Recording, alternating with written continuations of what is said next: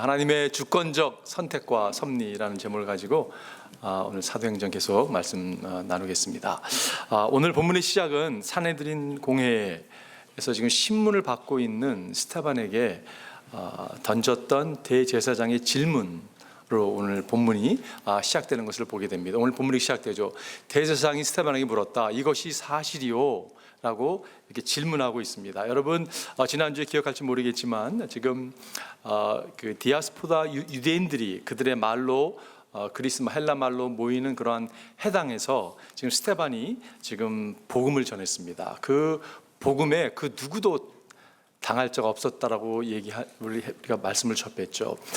그 헬라파 유대인들은 외국물을 먹고 헬라의 그런 철학이나 그런 사상을 공부했던 사람에도 불구하고 스데반의 복음의 메시지에 그 누구도 그를 대적할 사람이 없었습니다. 그들이 대적하지 못하게 되자 스데반을 지금 거짓 증언해서 그를 산헤드린 공회에 이렇게 지금 끌고 온 것입니다. 그런데 스데반의 모습을 보는데 신문 받는 사람의 모습이 아니에요. 왜냐하면 그의 얼굴이 하나님의 영광이 임하니까, 성령이 충만하니까 여러분 얼굴이 천사와 같았다라고 성경은 이렇게 얘기하고 있습니다. 그러는 가운데 지금 이 질문에 지금 스데반이 답을 하는데 우리는 이것을 스데반의 설교라고까지 표현합니다. 그가 아주 장엄한 그런 메시지를 전하고 있습니다. 그것이 메시지가 7장에서 53절까지 이어지고, 여러분 그 말을 듣던 이 대사장을 비롯한 공의원들이요 막 길을 막고 이를 갈면서 소리를 질러서 지금 스데반을 끌고 나가서 성 밖에서 돌로 스데반을 쳐 죽입니다. 여러분 스데반이 무슨 설교를 했길래 여러분 그 사람들이 그렇게 분내하면서 스데반을 죽였을까요? 스데반의 설교의 특징은 길었다는 것이에요. 제가 이걸 묵상하면서 설교가 길면 돌에 맞아 죽을 수도 있겠구나 하는 생각이 잠깐 들었습니다. 이건 철저하게 농담인 걸 여러분 알고 계시죠? 사실 스데반의 설교를 이렇게 연구한 사람들은 뭐라고까지 표현하냐면 이렇게 표현하는 사람도 있어요. 너무 산만하고 지루하며 심지어는 앞뒤가 맞지 않는다라고 비판하는 사람들도 있습니다.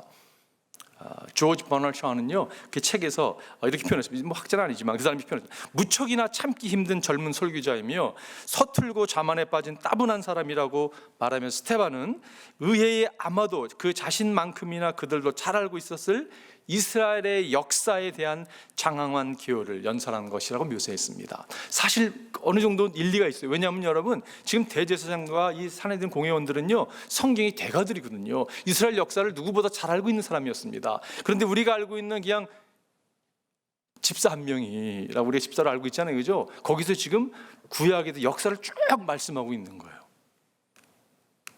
그런데 여러분 여기서 우리가 놓치지 않을 것이 있다면 그들이 성경을 알고 있었지만 진정 알아야 될 것을 모르고 있었다는 사실이에요. 이 스데반은요 진정 알아야 될 것을 성령이 임했음으로 말미암아, 성령의 충만함으로 말미암아 하나님의 영광이 임하니까 깨달음이 찾아와서 지금 이 공회원 앞에서 지금 말씀을 전하고 있습니다. 지금 구약에서 나오는 이 역사의 인물들은 예수 그리스도가 연결되어 있습니다라고 지금 선포하고 있는 거예요. 여러분 제가 여기서 무슨 도전을 받냐면요 우리가 성경을 안다고 하는데 정말 알고 있는가라는 질문이에요. 여러분 우리 성경을 얼마나 많이 접합니까? 그런데 진정 내가 하나님의 복음의 메시지를 알고 있는가? 이것이 얼마나 중요한 질문인지 모르겠어요. 왜 사람들이 깨닫지 못할까라는 생각을 가끔 할 때가 있습니다. 왜 나는 깨닫지 못할까? 왜 우리는 깨닫지 못할까? 그 많은 말씀을 접함에도 불구하고 우리의 삶을 보게 되면 깨닫지 못한 모습이 드러날 때가 있어요, 그죠? 그러면서 있는 질문하면 왜 깨닫지 못할까? 그 이유는요 몇 가지 여러 가지 있겠지만 제 생각 이런 생각이 들었습니다. 우리가 듣지 않는 것이에요. 여러분 어떻게 생각하세요? 듣긴 듣는데 듣지 않는 것이에요. 사실 듣는다고 하는데 여러분 듣지 않습니다. 그렇기 때문에 여러분 깨달음이 없다고 생각이 들어요. 그리고요 내가 내 안에 내가 너무 많은 거예요. 말씀이 들어올 틈이 없는 거예요. 그러니까 여러분 내가 나로 가득 차 있기 때문에, 내 아젠다로 가득 차 있기 때문에 말씀이 들릴 수가 없다라는 생각이 제 마음에 들었습니다. 스데반이 뭐라고 얘기했냐면요 이분들에게 2절에 보면 내 말을 들어보십시오라고 표현해요. 내 말을 들어보라는 말은 무슨 말이냐면요 집중해서 들어달라고, 언어에 보면 그런 뜻이 있더라고요. 집중해서 들어달라고. 여러분과 제가 오늘 정말 하나님 말씀 앞에 나올 때, 우리가 정말 설교를 들을 때도 마찬가지고 성경을 펼 때도 마찬가지고 주님께서 준비한 말씀을 우리가 집중해서 듣는, 그래서 그 들어야 될 것, 의도하시는 바를 깨닫는 자리 여러분과 제가 나가기를 바랍니다. 여러분, 스테반의 설교는 지루한 설교가 아니었습니다. 스테반의 설교는 긴 설교긴 해요, 그죠? 저도 지금 이게 나누는데 오늘까지 합해서 한 4편 정도 더 설교를 해야 될 것 같아요. 오늘도 16절은 잘 짧지 않은 절이었는데 이렇게 나눠서 너무 그렇지만 이 가운데 비밀이 있고 이 가운데 보물이 있는 것을 보게 됩니다. 스테반은요, 복음에 대한 핵심을 깨닫고 지금 말씀을 전하고 있어요. 역사에 나타나신 그 인물들은 이 인물들이 예수와 연결된 것을 아주 명확하게 선포하고 있는 것을 보게 됩니다. 윌리엄 리라고 하는 그 학자는 이렇게 표현했어요. 그 스테반의 설교를 정교하고 능란한 복음의 선포라고 이렇게 표현했습니다. 여러분, 복음에 대한 이해와 그 기쁨이 우리를 말씀 앞에 나왔을 때 우리를 막 익사시키는, 정말 흥분케 하고 그 깨달음이 우리 가운데 오늘 찾아오기를 바라요. 지금 그 스테반은 구약의 역사를 쭉 논하면서 9명의 인물들을 소개하고 있습니다. 그 가운데 집중해서 나오는 인물들이 여러분 아브라함이고 요셉이고 모세고 다윗이에요. 이 시대별로 이렇게 소개하고 있는데 오늘 그 두 인물, 오늘 아브라함과 요셉에 대해서 오늘 말씀을 우리 가운데 주님께 선포해 주시기를 사모합니다. 첫 번째는요, 복음은 하나님의 일방적인 찾아오심으로 시작되었습니다. 오늘 스테반의 메시지 핵심은 뭐냐면요, 복음이라는 것은 일방적으로 우리에게 하나님께서 찾아오신 것이라고 오늘 선포하고 있어요. 여러분과 제가 오늘 예배당에 나와서 예배를 드리는데 여러분과 제가 이 가운데서 예배자로 예배 드릴 수 있게 된 것은 여러분이 자진해서 오신 게 아니에요, 그죠? 여러분 그렇잖아요, 그죠? 누군가가 예수님을 소개해 주셔서, 누군가 우리를 초대해 줘서 여러분과 제가 예배자가 됐고 주님을 영접하게 되고 주님을 따르는 제자가 돼서 살아갑니다. 이것은 우리 시작이 아니라는 것이, 여러분 신앙은 그런 것입니다. 신앙은 주님이 찾아오신 거예요. 주님이 우리를 선택해 주신 거예요, 그죠? 우리가 주님을 선택한 것이 아니라 주님이 우리 가운데 찾아와 주셨습니다. 이것을 우리는 은혜라는 표현을 사용하죠. 이것이 하나님의 은혜입니다. 오늘 스테반이 입을 열어서 이렇게 얘기하죠. 스테반이 말하였다. 부영 여러분, my brothers and fathers, 이렇게 아주 존칭어를 쓰죠. 부영 여러분, 내가 내 말을 집중해 들어보십시오. 우리 조상 아브라함이, 이렇게 우리 조상 아브라함을 이야기하고 있어요. 근데 여러분 여기서 너희 조상 아브라함이라고 얘기하지 않는 게 저는 참 중요하다는 생각이 들었어요. 우리 조상, 우리가 말씀을 여러분과 저를 주님이 말씀을 전하는 사람 부르셨습니다. 증언자로 부르셨잖아요, 그죠? 말씀을 전할 때 너희 조상이 아니라 우리 조상, 이게 우리의 이야기 아니냐고 이렇게 표현하고 있는 것이요. 이 태도가 얼마나 중요한가라는 생각을 했어요. 사람들이 여러분 마음을 닫는 것 중에 하나가 우리 태도 때문에 닫을 때가 적잖이 있는 것 같아요. 너랑 나랑은 클래스가 달라. 다른 부류의 사람이야. 라고 나는 우리를 이렇게 올려놓고 밑에 깔본다 그러면 굉장히 메시지 듣기도 전에 마음이 닫힐지 모르겠어요. 그런 태도로 가서 우리 조상 지금 아브라함에 대해서 이야기하고 있는 것이. 여러분 The Story of Us라는 영화가 있습니다. 보신 분 계실지 모르겠는데 한 20년 전에 나온 영화예요. The Story of Us. 제가 굉장히 그 영화를 보고 감동을 받았습니다. 근데 그 영화가 유명한 영화가 아니에요. 왜냐하면 히트를 치지 못했습니다. 그 당대의 최고의 배우를 캐스트했음에도 불구하고 영화가 어떻게 실패작이 됐어요. 그때 미셸 파이퍼 아주 유명했거든요. 그리고 브루스 윌리스 같은 사람이 주연이었는데 부부로 나왔는데 왜 히트를 안 쳤는가 제 생각인데요. 너무 현실적인 거예요. 부부의 문제를 다 그냥 표현하고 갈등을 다 표현하고 그게 전체 영화의 스토리였습니다. 그러면서 이게 이게 우리의 이야기라고. 그러니 여러분 누가 그 영화를 가서 보겠어요, 그죠? 자기 삶과 똑같은 게 그냥 이렇게 실현적으로 이렇게 표현된 영화이기 때문에 제 생각에 그런 생각이 들었습니다. 근데 제가 왜 감동을 받았냐면 그때 저의 삶이 부부 관계가 어떻게 보면요, 너무 부부 관계를 잘 묘사하고 있더라고요. 갈등하고 힘들어하고 했던 그런 시기를 다 지나잖아요. 근데 그때의 모습이 너무 묘사되는 거예요. 그래서 이게 스토리 오브 어스라는 타이틀이 너무 좋다. 이게 우리의 이야기구나. 지금 여러분 스테반이요, 아브라함을 소개하면서 뭐라고 하냐면 이거는 우리 조상의 이야기라고. 그 역사에 나오는 모든 인물들은 지금 이것이 연결돼서 예수 그리스도께 연결되었고 우리에게 연결됐다고 얘기하고 있는 거예요. 여러분 그거 아세요? 그 역사는 여러분과 저에게, 오늘날 살아가는 2019년을 살아가는 여러분과 저에게 연결된 이야기입니다. 다시 말해서 하나님의 말씀은요, 우리가 성경 말씀을 접할 때 그 유대 나라에 있었던 그냥 옛날 이야기, 그게 아니라는 것이에요. 아브라함의 이야기는, 2000년 전 예수님의 이야기는 여러분과 저에게 연결된 이야기라는 것이에요. It is story of us. 이것이 우리의 이야기입니다, 여러분. 그것을 여러분과 제가 놓치지 않았으면 좋겠어요. 그런데 여러분이 여기는 정말 우상시하는, 여러분 아브라함의 자손이라고 자부심을 갖고 얘기하고 있는 그 아브라함이 어떤 사람이었습니다라고 얘기하고 있는 거예요. 그 아브라함이 하란에 거주하기 전에, 아직 메소포타미아에 있을 때에, 정확히 말해서 갈대 우르에 있을 때에 영광의 하나님께서 그에게 나타나셔서 말씀하셨다고 말씀하고 있어요. 여러분, 지금 하나님께서 찾아오신 거잖아요, 그죠? 메소포타미아는 여러분 우상을 섬기던 그러한 이방 족속들이었잖아요, 그죠? 아브라함의 아버지는 우상을 만들어 팔던 사람입니다. 여러분, 달의 신을 섬기던 그 가정에, 어두운 가운데 있었던 그 가정에 어떻게 했다고요? 영광의 하나님이 임했다는 것이. 여기서 영광이라는 표현은 빛이라는 의미입니다. 빛이 하나님께서 찾아와 주신 거예요. 여러분과 저희 이야기잖아요, 그죠? 우리가 아직 죄인되어 있을 때, 우리가 아직 어두운 가운데 있을 때에 주님께서 우리 삶 가운데 찾아와 주셨어요. 아브라함에게 찾아와 주신 하나님, 그분이 우리 가운데 찾아와 주었다고 성경은 우리에게 증거하고 있어요. 여러분, 신앙은 그런 것입니다. 하나님이 찾아와 주시는 것이에요. 여러분과 제 삶 가운데 주님이 찾아와 주셨습니다. 유대인들은 성전을 너무 중요시 여겼어요. 장소가 중요한 거예요. 하나님께서 이 성전, 약속하신 이 가나안 땅, 이게 그들에게 중요했습니다. 근데 스데반이 무슨 얘기를 하는 것이야? 아니라고, 그렇지 않다고. 이것도 중요하지만 여러분, 9명의 인물 가운데 성전을 경험한 사람은 솔로몬, 성전을 지은 솔로몬밖에 없습니다. 9명이 오늘 스데반의 설교 가운데 8명은 성전을 보지도 못한 사람들이에요. 거기서 스데반의 설교 의도를 알게 됩니다. 주님께서는 성령이 너에게 임하시면 너희 권능을 받고 예루살렘과 유대와 사마리아 땅까지 이런 내 증인이라고 말씀하시는 그 메시지, 그게 주님의 마음이잖아요, 그죠? 그 메시지를 오늘 유대인들 앞에 지금 증거하고 있는 것이에요. 하나님은 그 땅에만 거하시는 분이 아니라 하나님은 메소포타미아, 정말 그 우상을 섬기던 그 가운데도 주님은 임하셨던 분이시라고. 그리고 그분은 찾아오시는 분이시라고. 여러분, 하나님은 그런 분이세요. 이것이 여러분과 저에게 얼마나 우리를 겸익히 하는지 모르겠어요.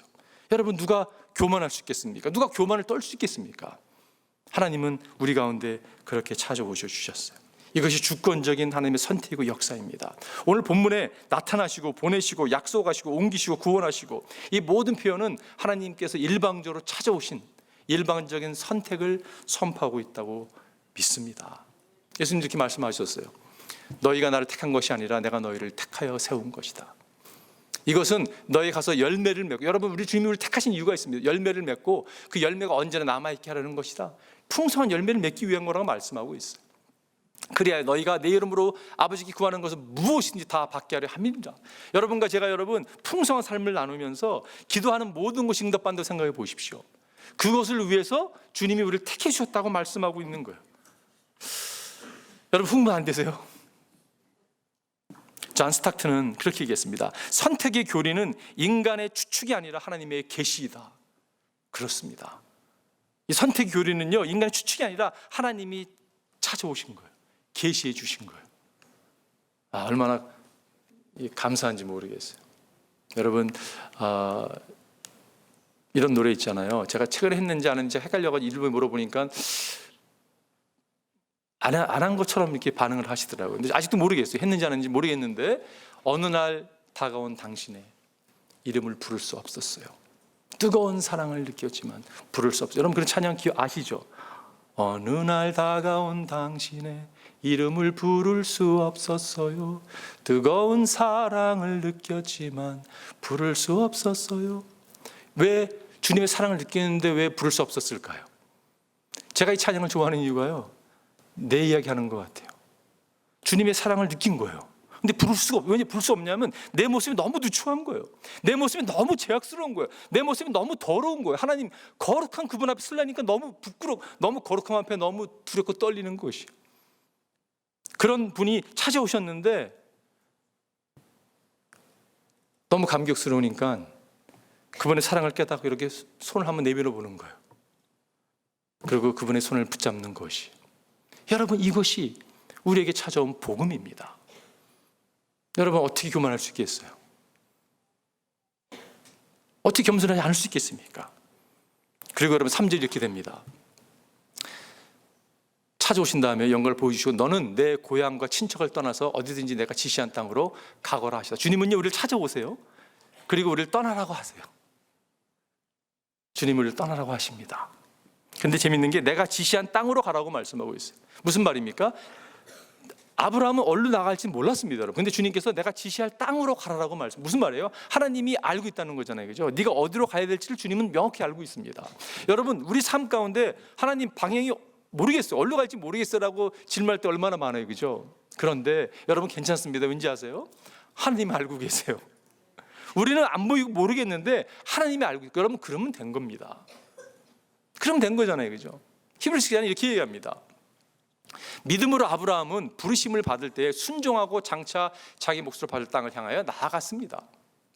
그런데 그는 어디로 가는지를 알지 못했지만 떠난 것입니다. 여러분, 아브라함이 믿음의 조상에 대한 유일한 조건, 자격을 따지면 딱 이 구절이에요.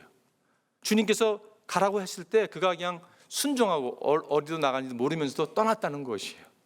그래서 하나님께서 아브라함을 위대한 종으로 세운 거죠. 여러분, 사실 대단한 일입니다. 이거 어떻게 떠나는 게 쉽겠어요, 그죠? 그런데 신앙은요, 떠나는 것이에요. 여러분, 신앙은 떠나는 것입니다. 저는 기도할 여러분과 제가 주님이 떠나라고 하면요, 떠나는 거예요. 주님이 떠나라고 말도 안 했는데 막 떠나는 건 여러분 문제됩니다. 엉뚱하게 떠나서 고생만 하고 여러분 힘들어할 수 있어요. 주님이 떠나라고 말씀하실 때 음성을 듣고 떠나는 여러분과 제가 되기를 바라요. 여러분, 신앙은 떠나는 것이에요. 떠난다는 의미는 장소를 옮긴다는 의미가 될 수 있죠. 근데 여러분 그것도 할 수 있겠지만 떠난다는 의미는요, 이거 없으면 내가 못 살 것 같은 거 있잖아요, 그죠? 내가 움켜쥐고 있는 것, 이게 우상이 돼서 하나님이라고 여겨지는 것, 여러분 거기서 떠나는 것이라고 저는 생각이 들어요. 자신의 익숙한 것, 안주의 자리, 세속을 쫓는 자리, 욕망에서 떠나는 여러분과 제가 되기를 바랍니다. 여러분, 떠난다는 게 쉽지 않습니다. 갈 때 우루에서 하란까지 여러분 700km 정도 됩니다. 그리고 그 우루에서 하란까지가 한 970km가 되고 하란에서 가나안 땅까지가 700km가 된다고 합니다. 여러분 상상이 되세요? 차를 타고 가도 얼마나 먼 거리인데. 하나님께서 그래서 얘기 안 해준 것 같아요, 아브라함에게. 왜냐하면 이거 알고는 못 갈 것 같아요. 엄두가 안 나잖아요, 그죠? 여러분, 가족을 데리고 양떼를 데리고 여러분 길도 험한데 어떻게 가겠습니까? 근데 주님이 알고 있잖아요, 그죠? 여러분과 제가 떠났으면 좋겠어요. 주님 말씀하실 때 나의 욕심을 내려놓고 떠나는 거예요. 나를 붙들고 있는 것, 이거 없으면 정말 못 살 것 같은 것, 그걸 내려놓을 수 있는 용기가 여러분과 저에게 있기를 바랍니다. 베드로가, 야고보가, 여러분 요한이, 안드레가 떠나잖아요, 그죠? 배와 그물과 아비를 뒤로 하고 떠납니다. 주님이 떠나라고 하시니까. 마태가, 삭개오가 세간 자리를 여러분 딱 놓고 떠나잖아요, 그죠? 근데 재밌는 게 뭐냐면 내가 떠났다고 생각했는데 오늘 본문에 보니까 그래서 그는 갈대아 사람들의 땅을 떠나 하란으로 가서 거기에 살았습니다. 그의 아버지가 죽은 뒤에 하나님께서 그를 하란에서 지금 여러분 사는 이 땅으로 옮기셨습니다. 이렇게 말씀하고 있어요. 떠났는데, 내가 떠난 줄 알았는데 보니까 떠난 게 아니라 하나님이 옮기신 거라고 말씀하고 있어요. 여러분 이런 거랑 비슷한 것 같아요. 두 편지가 있는데, 두 통의 편지가 있는데 너 하나 선택해 했습니다. 선택 하나 딱 했어요. 하나 딱 열어보니까 You are chosen, 이런 거 비슷한 것 같아요. 내가 분명히 선택한 것 같아요. 근데 보니까 그 뒷면에 하나님이 모든 걸 다 섭리 가운데 이렇게 주관하고 있었다는 사실을 깨닫게 됩니다. 여러분, 우리 삶 가운데 그게 얼마나 많은지 모르겠어요. 내가 선택한 줄 알았어요. 그런데 아니었어요. 그 뒤에는 하나님의 섭리 가운데 하나님의 선택, 큰 그림이 있었구나를 깨닫게 됩니다. 왜 주님께서 찾아와 주셔서 영광으로 임해 주시고 왜 떠나라고 하셨습니까, 여러분? 아브라함에게 복 주시기 위해서요. 골탕 먹이기 위해서가 아니라 복 주기 위함이었습니다, 여러분. 여러분, 하나님께서 우리에게 도전하시는 건요, 복 주기 위함이에요. 여러분 믿으십니까? 여러분 우리 복 좋아하잖아요, 그죠? 여러분 한국 사람 얼마나 복을 좋아하는지 아세요? 한국에 건물이 하나 있는데, 빌라가 하나 있는데 빌라 이름이 뭔지 아세요? 여기 보세요, 복을 빌라요. 얼마나 복을 좋아하면 빌라를 이름을 짓는데 복을 빌라라고 지었을까? 근데 여러분 이거 아세요? 여러분과 제가 복인 거 아세요? 주님께서 왜 우리를 떠나게 하셨냐면, 왜 옮기셨냐면 여러분과 저로 하여금 복이 되기 위해서. 여러분 옆에 앉아 계신 분 있죠? 남편이 앉을 수 있고 아내가 앉을 수 있고 성도가 앉을 수 있는데 누구냐면요, 복 덩어리십니다. 옆에 잠깐 보세요. 한번 얼굴 잠깐 보십시오. 여러분 복 덩어리예요. 여러분 왼수 덩어리 아닙니다. 남편을 바라면서 왼수 덩어리를 하신 분이 계시더라고요. 큰일 날 일입니다, 여러분. 무슨 왼수 덩어리? 복 덩어리죠. 주님께서 우리에게 복을 주시는 이유는 그 복을 받고 나만 누리는 것이 아니라 흘러가도록 주신 거죠. 여러분, 우리가 증인의 삶을 주님이 부르시지 않았습니까? 어느 분이 이제 설교를 듣다가 그러시더라고요. 부흥을 구하지 말라는 거예요. 아니 무슨 말입니까? 부흥을 구해야지. 리바이브를 구하지. 왜냐하면 우리가 리바이브 된 사람들이라고. 일리가 있더라고요. 그런데 여러분, 부흥을 구해야 됩니다. 왜 구해야 되냐면 리바이브 된 사람이 죽어있는 사람을 리바이브 시켜야 되잖아요, 그죠? 그런 차원에서 우리가 리바이브를 구해야 되겠죠. 여러분 기억하십시오. 여러분은 복입니다. 여러분은 부흥 자체입니다. 지금 스테반이 아브라함을 지금 소개하면서 아브라함이 하나님을 알고 그가 자격이 있어서 믿음의 조상이 된 것이 아니라는 것을 지금 증명하고 있는 거잖아요, 그렇죠? 그의 노력도 아니었고 깨달음도 아니고 이것은 온전히 하나님께서 역사하신 선택이었다고. 그렇기 때문에 우리는 겸손해야 된다고 말씀하고 있는 거예요. 여러분 유대의 종교자들은 참 교만했습니다. 여러분과 제가 겸손해야 된다고 생각해요. 그리고 우리가 자랑할 것이 있다면요, 예수님밖에 없죠. 여러분 뭘 자랑하겠어요? 내가 이걸 행했습니다. 자랑할 게 뭐 있습니까? 하나님이 행하시게 한 것도 하나님의 통로가 돼서 행하게 하신 거지 여러분이 잘나서 행한 게 아니잖아요, 그죠? 사도 바울들이 고백하죠. 그것은 성경이 기록되어 있는 바 누구든지 자랑하려거든 주님을 자랑하라 한 대로 되게 하려 하십니다. 복음은 하나님께서 일방적으로 우리 가운데 찾아와 주신 것이. 오늘 사실 시간이 없으니까 많이 다루지 못하지만 아브라함께서 이렇게 하나님께서 아브라함과 이렇게 언약을 맺으시잖아요, 그죠? 이렇게 언약을 맺으신 하나님. 여러분 성경에 보면 다윗과 이렇게 언약을 맺으시죠. 노아와 언약을 맺으시고. 여러분 보면 언약을 보면 다 이게 일방적이세요. 그거 아세요, 여러분? 언약이라는 것은 이렇게 쌍방이 이렇게 동의해서 이렇게 약속을 하는 거잖아요, 그죠? 근데 하나님의 언약은요 일방적입니다. 창세기 15장에 보면 하나님께서 아브라함과 이렇게 언약을 맺으시는데 막 뭐 이렇게 암송아지 3마리 잡고 뭐 양 닭벌 잡잖아. 양을 다 쪼갭니다, 여러분. 짐승을 쪼갭니다. 쪼개놓고 죽여놓고 그 가운데를 갖다가 그 중동 지방에 언약을 이렇게 체결할 때 그 두 사람이 약속한 사람이 지나가거든요. 그래서 만약에 어길 경우에는 이렇게 된다 우리가. 근데 하나님께서 그걸 쪼개놓고요 같이 안 걸어가시죠. 아브라함이 졸고 있는데 그냥 싹 지나갔어요. 횃불로 싹 지나갔어요. 영광만 딱 보도록. 왜 그렇게 하셨을까요? 하나님은 우리를 너무 잘 알고 계시는 거예요. 우리는 약속을 깨는 사람을 깨는데 전문이잖아요, 그죠? 여러분 하나님께 약속해놓고 한 번도 깬 적이 없어라는 분 계세요? 얼마나 많이 깨트립니까, 여러분? 하나님 너무 잘 알고 계세요, 우리를요. 그러니까 하나님이 일방적으로 하시는 거예요. 여러분 복음이 그런 것입니다. 십자가의 복음이 그런 거잖아요, 그죠? 일방적으로 행하신 거예요. 우리가 아직 죄인돼 있을 때에 믿음이라는 것은 하나님께서 일방적으로 행하시는 그 언약을 붙잡는 게 믿음이에요.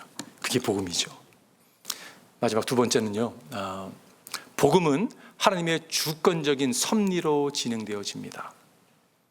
주님의 섭리, 그를 깨닫고 그렇게 진행하고 있다는 사실을 아는 게 복음이라는 것이. 여러분 9절부터 14절까지는 이스라엘 번성케 했던 요셉이라는 인물을 소개하고 있습니다. 요셉은 이스라엘의 민족을 구한 그러한 어떻게 보면 구원자로 우리가 알 수 있어요, 그죠? 네. 요셉의 모습 가운데서 인류를 구원하신 예수 그리스도의 모습을 발견하게 됩니다. 여러분 요셉을 공부하다 보면 와, 예수님의 모습과 너무 비슷한 게 많아요. 오늘 9절 읽기 시작하죠. 그래서 그 족장들은 요셉을 시기하여 이집트에 팔아넘겼습니다. 여러분 잘 알다시피 형들이 요셉을 팔아넘기잖아요, 그죠? 왜 팔아넘겼습니까? 시기 때문에 팔아넘겼어요. 아버지도 좀 너무했던 것 같아요, 그죠? 아버지 야곱도 사실 야곱이 그럴 수밖에 없었던 것은 자기가 사랑하던 라헬을 통해서 첫 아들 낳았으니 얼마나 기뻤겠어요, 그죠? 너무 페버리티즘이 있는 거예요. 이 아들만 좋아하는 거예요. 막 옷을 입히고 색동족을 입히고 막 너무 하니까 형들이 얼마나 시기가 많았겠습니까, 여러분? 그 형들이 시기해서 그걸 이집트에 팔아 넘깁니다. 여러분, 예수님이 십자가에 팔아 넘긴 이유는요, 유대 종교자들의 여러분 시기 때문에 했던 것을 우리가 성경을 알 수 있어요. 빌라도도 알고 있죠. 그래서 이렇게 표현합니다. 빌라도는 그들이 시기하여 예수를 넘겨줬음을 알았던 것이다. 예수님도 여러분 시기해서 오늘 제가 그 특성이라고 할까요? 추레시를 나눴는데 이게 얼마나 많은지 모르겠어요. 요셉을 통해서 예수님의 모습을 발견하게 됩니다. 근데 여러분, 요셉이 놀라운 사실이 그가 고생하고 감옥에 갇히고 억울한 누명을 쓰고 모든 상황 가운데 그는요 쓴뿌리가 없었어요. 왜냐? 그는 하나님의 섭리 가운데 일을 진행하시는 하나님을 믿었기 때문에 그렇습니다. 이게 중요한 거예요. 여러분과 저 삶 가운데 얼마나 삶이 어렵고 힘들고 도전이 많은지 모르겠어요. 그런데 여러분과 제가 하나님은 모든 걸 섭리 가운데 역사하시는 분이셔. 그것을 믿고 붙들고 나아갈 때 갈 수 있는 거라는 거죠. 형들이 두려워서 우리에게 원수 갚을 거야, 요셉이 두려운 가운데 찾아왔을 때 요셉이 이렇게 고백하지 않습니까? 유명한 말씀이죠. 요셉이 그들에게 말하였다. 두려워하지 마십시오. 내가 하나님을 대신해도 하겠습니까? 형님들은 나를 해치려고 하였지만 하나님은 오히려 그것을 선하게 바꾸셔서 오늘같이 수많은 사람의 생명을 구원하셨습니다. 무슨 말입니까? 여러분, 요셉은 하나님의 섭리를 명확하게 알고 있었다는 것이죠. 여러분과 제가 붙들어야 될 것은 하나님의 섭리라는 것이. 저는요, 여러분과 제가 하나님의 섭리로 일하시는데 사용받게 되길 바라요. 그 생명력 있는 그리스도인의 삶이라는 책에 나오는 한 이야기입니다.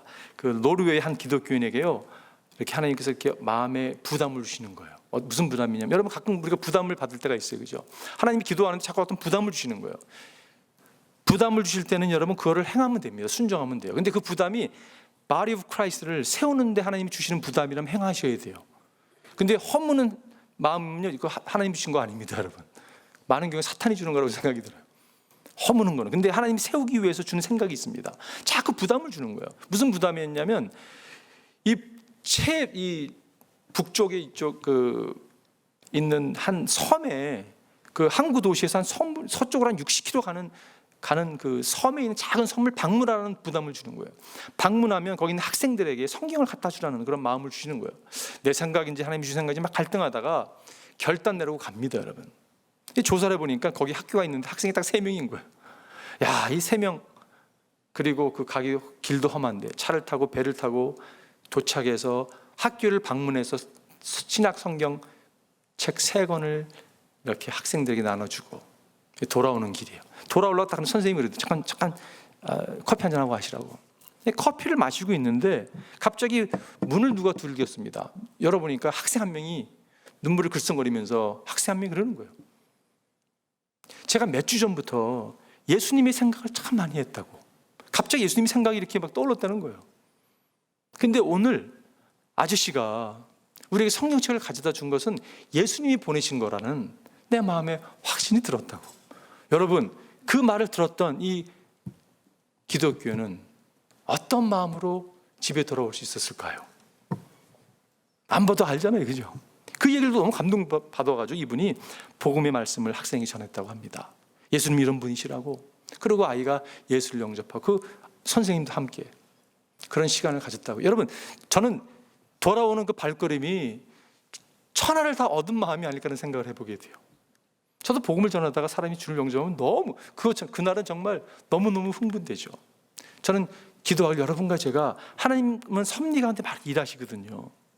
근데 일하시는 하나님의 이렇게 도구가 돼가지고, 손길이 돼가지고 주님과 함께 파트너십으로 주의 일을 감당했으면 좋겠어요. 제가 말씀을 준비하면서 그런 생각이 들었습니다. 그럼 얼마나 기쁠까? 여러분, 제가 오늘 결론 내리겠습니다. 하나님의 선택과 섭리를 믿으세요? 오늘 아멘이 전혀 이게 반응이 안 되시는데, 다시 한번 질문할게요. 여러분 한번 잘 들어보세요. 집중해서. 여러분, 하나님의 선택과 섭리를 믿으십니까? 믿으시죠? 오늘 본문에 제가 묵상하면서 9절에 특별히 이 표현이 마음에 들었어요. 후반절에 그러나 하나님께서 그와 함께 하셔서, 이 표현이 참 마음에, 이렇게 성경 읽다 보면 계속 반복해서 마음을 들겼습니다. 하나님께서 요셉과 함께 하셨어요. 그 하나님은요, 여러분과 저와 함께 하십니다. 믿으시죠, 여러분? 하나님 함께 하세요. 여러분, 인생에 어려움이 있잖아요, 그죠? 고통이 늘 찾아옵니다. 주님께서 예수 믿으면 고통 없어져, 고통에서 면제야 라고 약속하지 않으셨어요, 그죠? 근데 주님이 무슨 약속을 하셨습니까? 고통이 있어 내가 너 함께 할 거라고 약속하셨어요. 여러분, 그거면 되잖아요, 그죠? 고통이 있습니다. 그런데 주님이 함께 하신다면요, 한번 싸울 만한 거예요. 함께 하신다는 의미는 주님이 지키신다는 의미입니다. 함께 하신다는 의미는 고난까지도 목적을 가지고 주님이 일하신다는 말씀이잖아요, 그죠? 그렇기 때문에 우리는 하나님의 선택과 섭리를 붙들고 하나님의 통치하심과 다스리심에 우리 자신을 온전히 내어드릴 필요가 있다고 저는 생각이 듭니다. 여러분, 지난 주간 동안 우리가 영어 목회에서 특별 새벽 기도를 했습니다. 우리 데니엘 박 선교사님 이제 돌아가시는데 그 기간 동안 좀 섬겨달라고 해서 참 섬겨주셨어요. 첫날 여러분 무슨 생각이 들었냐면요, 얼마나 올까 젊은 친구들이. 근데 첫날이요, 많이 온 거예요. 기뻤습니다. 근데 내일은 또 얼마나 올까. 그렇잖아요, 그죠? 잠이라는 걸 깨트리는 게 쉽지 않습니다, 젊은이들이. 근데 이틀, 3일, 우리 금요일까지 모였는데 금요일 제일 많이 온 것 같아요. 이제 오늘 사진 하나 보여드릴게요. 그날 제가 금요일 잠깐 우리 여기 와서 이렇게 보고 갔거든요. 우리 한어 성도님들보다 EM 성도들 그날 모인 숫자가 더 많았어요. 이거 카운하면 안 되지만 하지만 여러분, 제가 뭘 느꼈냐면 이런 걸 느꼈어요. 하나님께서 다스린다는 생각을 했습니다. 여러분, 인간은요, 계산기를 두루두잖아요, 그죠? 이렇게 되면 이렇게 될 거야. 그건 우리의 생각입니다. 근데 하나님은요, 그렇게 일 안 하세요. 이거는 이건 안 될 수도 있어라고 생각할지 모르지만 아니에요. 하나님은요, 통치하세요. 하나님은 다스리세요. 그런데 중요한 건 뭐냐면 그거를 믿고 맡기는 거예요, 여러분. 여러분, 오늘 저는 그 생각이 듭니다. 이 스테반의 설교 어떻게 이런 설교를 할 수가 있을까? 그는요, 정확하게 하나님의 섭리와 선택을 알았기 때문에 그가 이런 설교를 할 수 있는 거거든요. 통치함을 알았기 때문에 설교할 수 있는 거거든요. 근데 그 시작이 어디 시작됐을까? 그것은 오순절에 시작된 거잖아요, 그죠? 사도행전 2장에 성령께서 바람같이 불같이 임했을 때 그 가운데 여러분, 스테반이 그 가운데 있었잖아요, 그죠? 무슨 말씀을 드리고자 하냐면, 여러분, 오늘 저는 이런 기도를 드리고 싶어요. 하나님, 오늘 우리가 성령 강림 주일로 섬기는데 교회들이, 하나님, 정말 성령께서 초대교회에 임했던 성령께서 우리 가운데 임해달라고. 우리가 성령이 충만하면 하나님 영광이 임하면, 빛이 임하면요, 여러분 천사처럼 될 수 있는 거예요. 담대하게 주의 복음을 증거하는 자리에 주의 선택과 통치하심을, 지배를 느끼며 살아가는 삶 가운데 여러분과 제가 쓰여지길 바라요. 여러분, 무슨 낙을 여러분 추구하고 살아가십니까? 우리가 정말 추구하는 게 무엇입니까?